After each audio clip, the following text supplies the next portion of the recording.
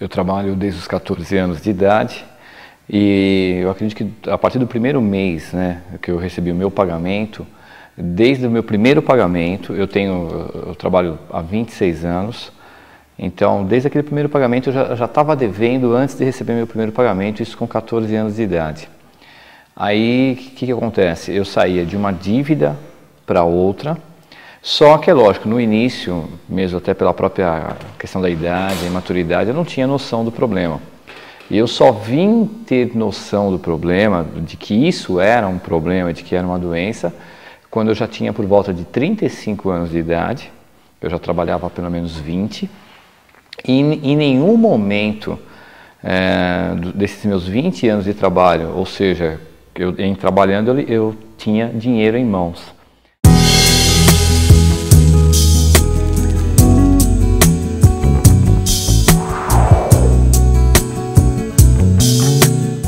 Mais um Vida Nova no ar, com o intuito de lhe trazer informações sobre os males da compulsão e dos vícios.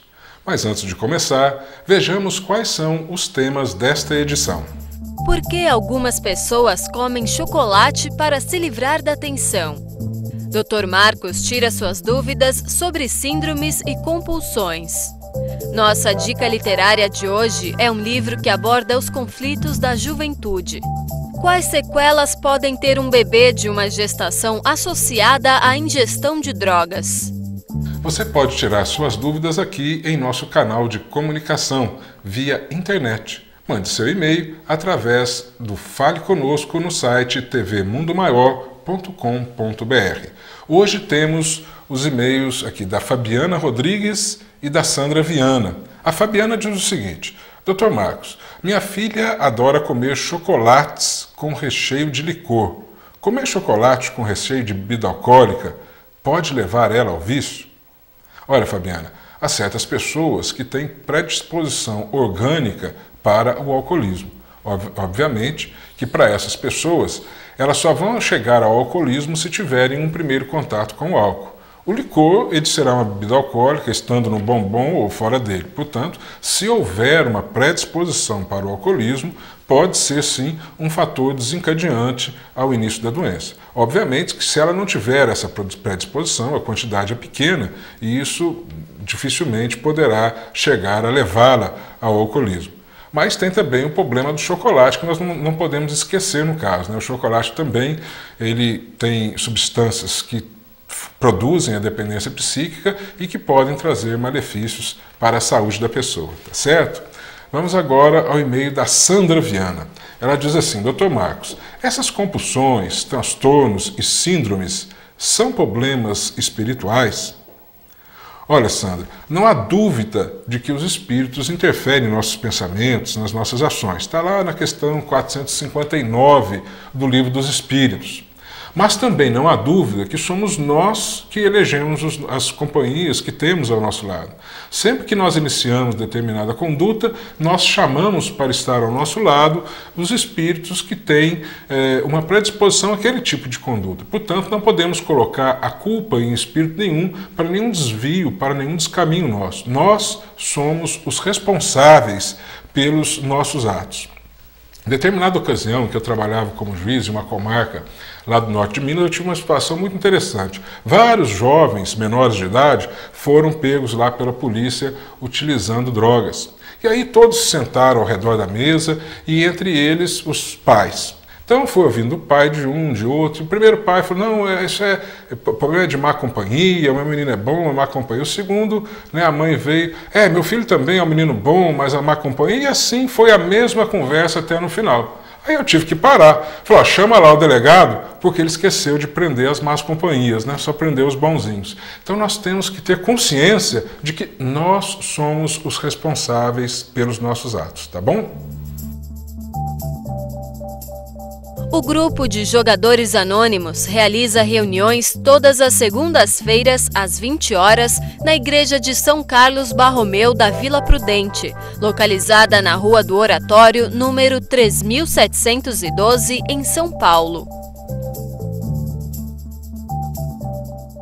O Dr. Laco é o nosso convidado de hoje para falar sobre drogas na gestação. Acompanhe a nossa entrevista. Olá, nós estamos aqui no nosso quadro de entrevistas do programa Vida Nova e estamos trazendo aqui o Dr. Luiz Alberto Chaves de Oliveira, que nós conhecemos pessoalmente como Dr. Laco, carinhosamente conhecemos como Dr. Laco. E ele veio aqui nos ajudar a entender o que acontece com o uso de drogas durante a gestação. Olá, Dr. Laco, seja bem-vindo. Como é que tá? Tudo bem? Tudo bem, graças a Deus. A gente queria que o senhor falasse um pouco para a gente quais são as consequências do uso de drogas durante a gestação.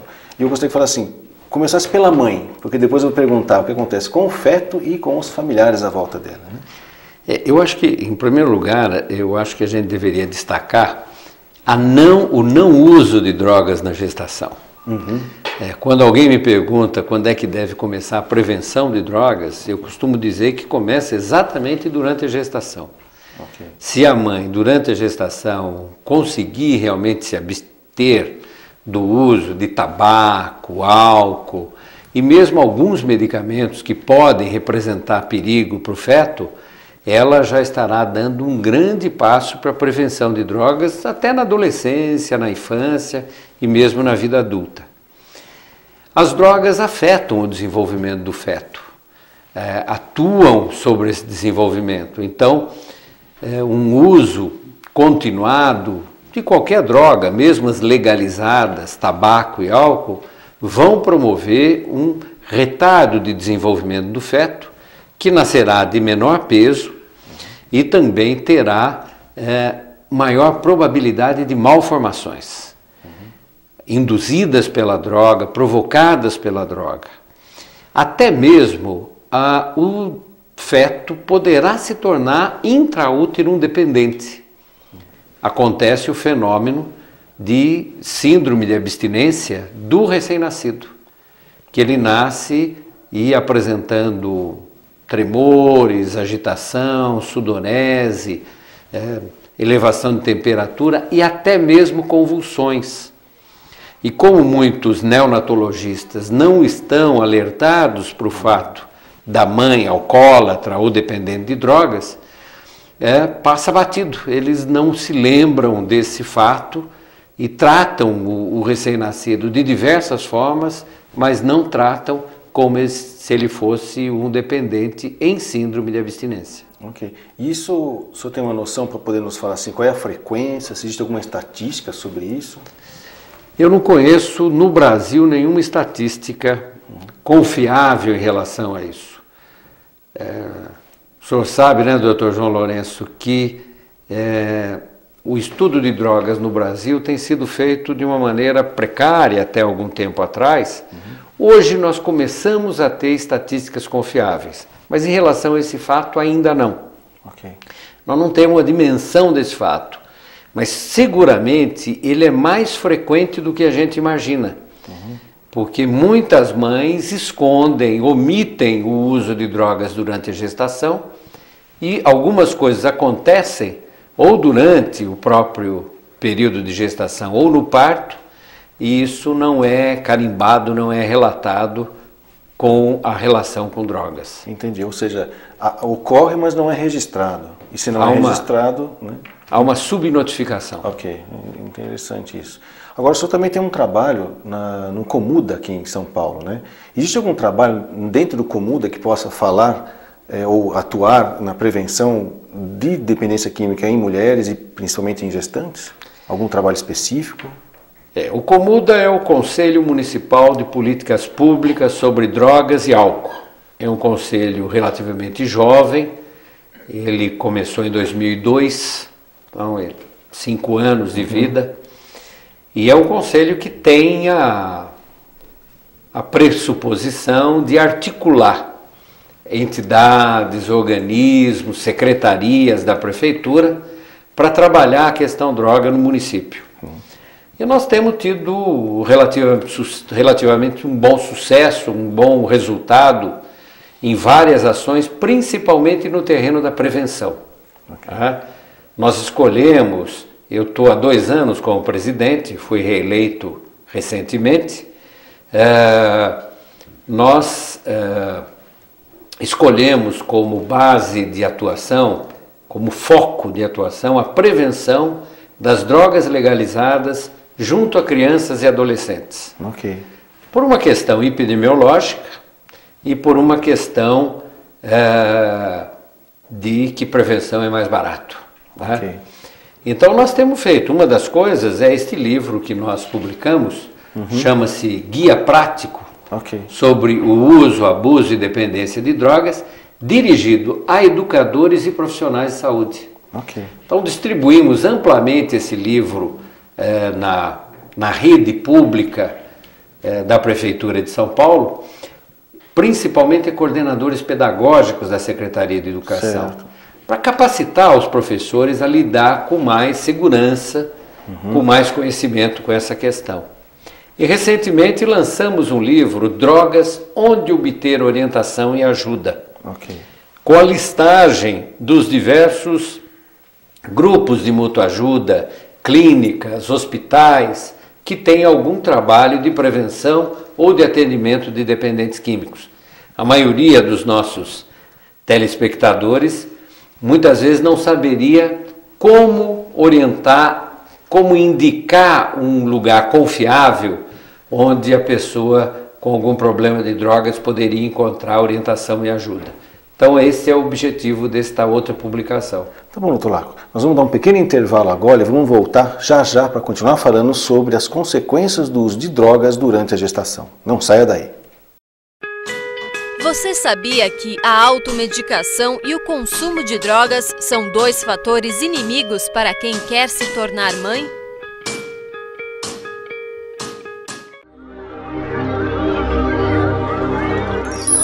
A felicidade é uma conquista diária e que requer conhecer-se a si mesmo para buscar a verdade.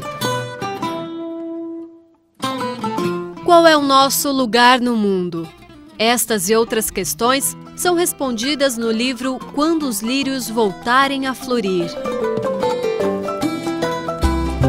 A obra narra a saga evolutiva de espíritos que corajosamente aceitaram renascer como portadores de necessidades especiais. A cada página, você encontrará um motivo para refletir sobre sua própria existência.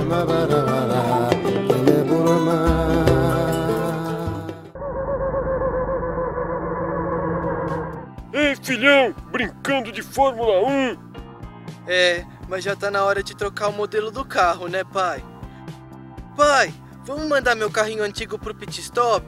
Só se for agora. Adorei doar o antigo para o Mercatudo das Casas André Luiz. Mercatudo das Casas André Luiz, transformando o que você doa em auxílio para mais de 1.430 crianças especiais. A Rede Boa Nova de Rádio leva a seus ouvintes mensagens que podem mudar a forma de encarar a vida. Mensagens assim não são tão fáceis de achar, mas encontrar a Boa Nova é muito fácil. Nossa programação é transmitida 24 horas por dia, não só no Brasil, mas no mundo. Acesse www.radioboanova.com.br e ouça muito mais. Em todo o país, sintonize a antena parabólica. Em polarização horizontal, frequência 1240, canal de áudio 6.2. Na Grande São Paulo, em 1450M. Em Sorocaba e região, 1080M. Mais informações, ligue para 0 Operadora 11 64 57 7000. Entre na sintonia da Boa Nova. Você sabia que 32% das meninas entre 15 e 16 anos saem de casa uma ou várias noites no mês com o objetivo de se alcoolizar? Olá, de volta aqui com o nosso quadro de entrevistas no programa Vida Nova, entrevistando o Dr. Laco, que está nos falando sobre consequências do uso de drogas durante a gestação. Dr. Laco, tem uma coisa interessante, que sempre em torno do dependente químico tem os codependentes. É que nem piloto e copiloto, né? Não parece, mas quando o avião cai, né, o copiloto cai junto. Então como é que fica? Como é que seria essa história, vamos dizer assim, uma menina ou uma mulher gestante, dependente química, né? E a gente costuma dizer que a mulher já sofre de duplo estigma, né? Por ser mulher e por ser dependente químico, parece que é mais pesado para ela ser dependente químico, e ainda por cima o terceiro estigma, que seria ser gestante. Conta um pouquinho para a gente dessas duas faixas etárias, né? A adolescente grávida e a mulher grávida, que é dependente químico. Eu acho que você lembrou bem dessa constelação que seca a dependência química. Se nós pegarmos os últimos estudos estatísticos, nós temos aproximadamente 15% da população dependente de uma ou mais drogas, exceto o tabaco. Tirando o tabaco da jogada, que isso aumentaria muito. Mas 15% entre álcool, maconha, cocaína, tranquilizantes, anfetaminas e assim por diante. Cada uma dessas pessoas tem namorado, namorada, pai, mãe, filho, filha. E todas essas pessoas dessa constelação são profundamente afetadas pelo problema de droga daquela mãe ou daquela adolescente, como você se referiu. Então, na verdade, não é só ela que é atacada pelo problema da dependência química. Todo mundo se compromete com aquilo lá e muitas vezes até quem está perto se compromete mais do que quem está usando droga. E é um comprometimento esquisito porque a pessoa sempre fala, bem, mas não sou eu que uso, o problema é dela que usa. E não percebe o quanto aquilo afeta a vida, quanto aquilo afeta o cotidiano da pessoa. Então, no caso da adolescente, se esquece muitas vezes que para gerar uma criança precisa dois, né? E o menino, o adolescente, ou mesmo o mais velho, se for o caso, acaba sendo meio que escamoteado nessa relação, mas ele também está sendo afetado pela gravidez, muitas vezes indesejada, e pelo uso de drogas durante a gravidez, que vai se refletir muitas vezes num feto ou mal formado, ou com distúrbios ao nascimento, e que vai afetar todo aquele relacionamento que existe. A mesma coisa pode ser dita para a mulher menos jovem, né? Aquela adulta com seus 20 e poucos ou 30 anos. Quer dizer, quem está junto com ela vai ser afetada pela maneira dela beber ou dela usar outra droga, muito, de uma forma intensa, e todo o desenrolar da gravidez e o produto daquela gravidez irão atrapalhar muito aquele relacionamento, gerando separações, conflitos, violência. Ou seja, interessante essa conotação de uma doença que não é focal, né? Ela é familiar, né? E afeta, um trocadilho, o feto, né? Ele já vem afetado e muitas vezes até biologicamente afetado, vamos dizer assim, no mínimo uma síndrome de abstinência do recém-nascido, no máximo uma malformação congênita, né? Vamos dizer assim, talvez não congênita, mas causada pela intoxicação voluntária, né? Uma intoxicação exógena voluntária. Agora, como que você podia falar para a gente, vamos dizer assim, como lidar então nessa situação? O que os familiares poderiam fazer em vez de ficar, vamos dizer assim, atacando, né, vamos dizer assim, essa adolescente ou esta mãe dependente química que está perturbando todo o ambiente, né? A dependência química é uma doença complexa, incurável, mas perfeitamente passível de tratamento e de recuperação. Então, em primeiro lugar, é não fazer drama. Sem drama, saber que existem caminhos, que existem possibilidades. Esse livro que eu te falei é uma maneira de orientar, mas ela pode buscar ajuda, por exemplo, nos grupos de mútua ajuda, Alcoólicos Anônimos, Narcóticos Anônimos, ou nos seus equivalentes familiares, no próprio Amor Exigente, porque através dessas entidades ela vai ter orientação, vai saber como agir de uma maneira serena e eficaz para que aquele problema possa ser contornado ou mesmo anulado. Ok. Tá bom, doutor Larco, eu agradeço a sua participação aqui no nosso programa. Vou trazê-lo aqui mais vezes para falar sobre as atuações do Comuda com a gente, né? Que é muito importante o seu trabalho lá. Então, estamos encerrando o nosso quadro de entrevistas do programa Vida Nova. Continue no nosso programa, não saia daí. Todo tipo de substância ingerida pela gestante, ou mesmo os alimentos, logicamente produzirá algum efeito na criança, que recebe toda a alimentação, tudo que a própria mãe lhe envia através do cordão umbilical.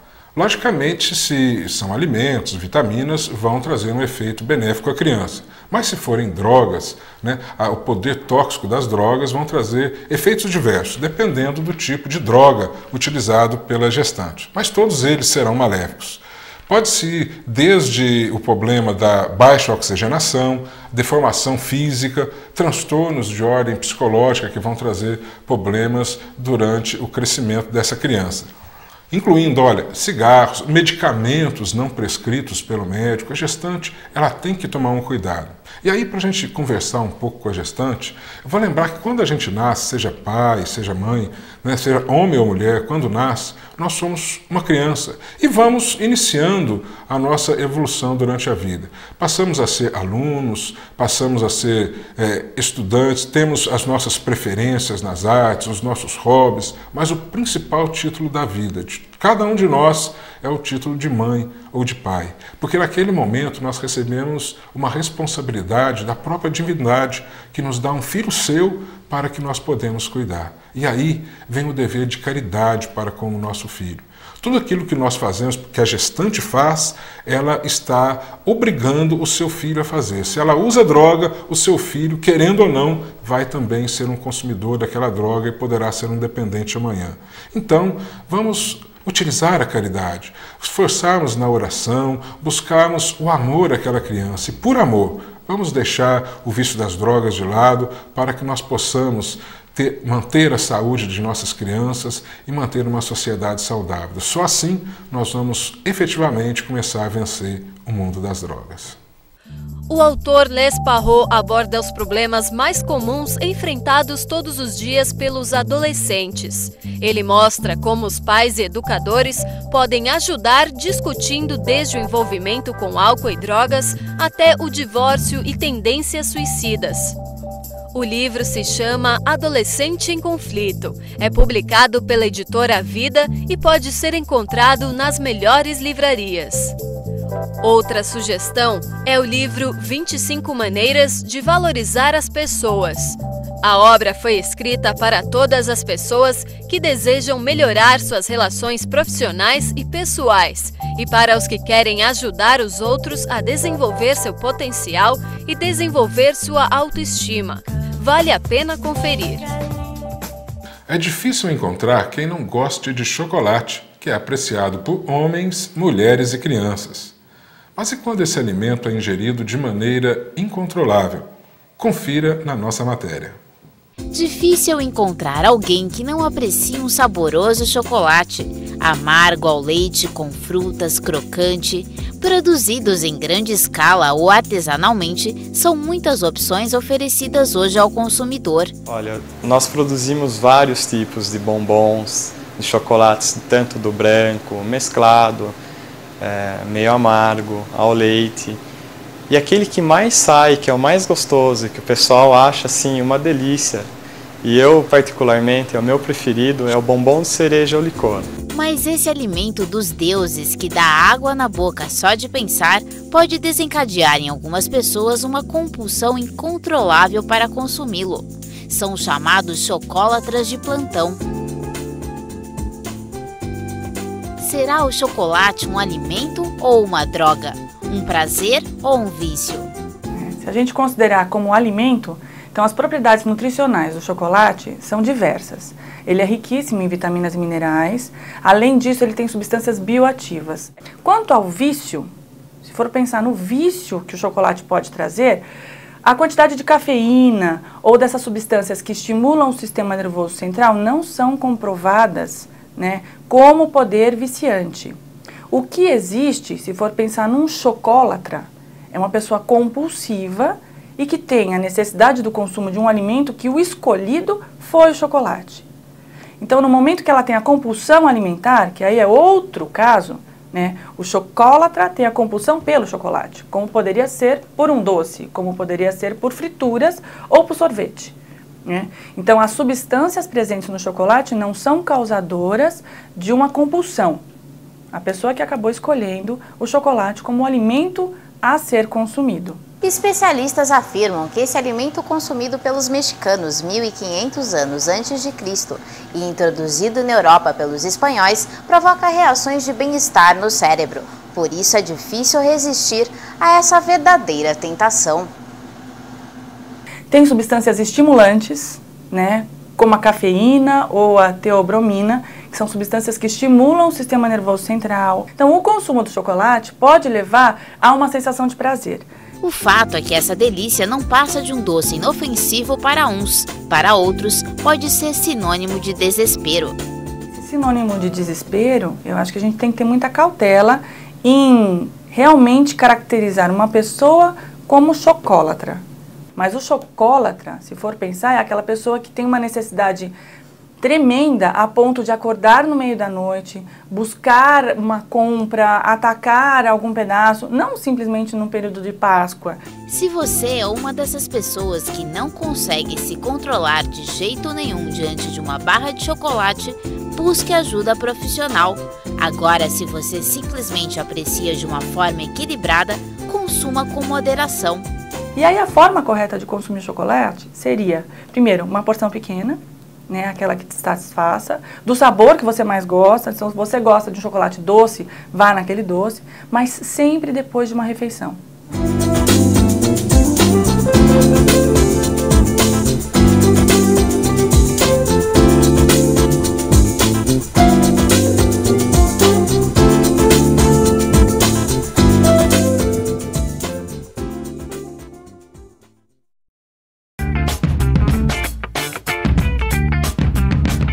O chocolate contém teobromina. É uma substância que excita o sistema nervoso central e que também é vasodilatadora.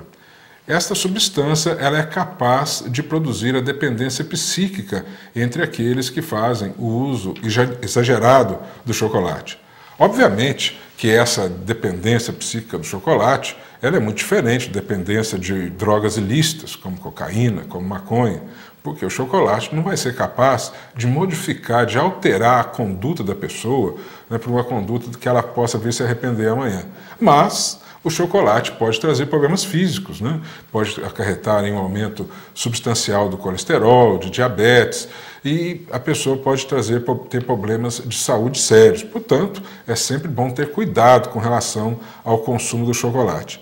A abstinência do dependente de chocolate, este sim pode provocar alteração no humor da pessoa. A pessoa fica mal-humorada, fica meio de mal com a vida, mas é necessário que a pessoa busque sempre moderar o consumo. Chocolate é um alimento, mas também, demasiadamente, pode trazer prejuízo.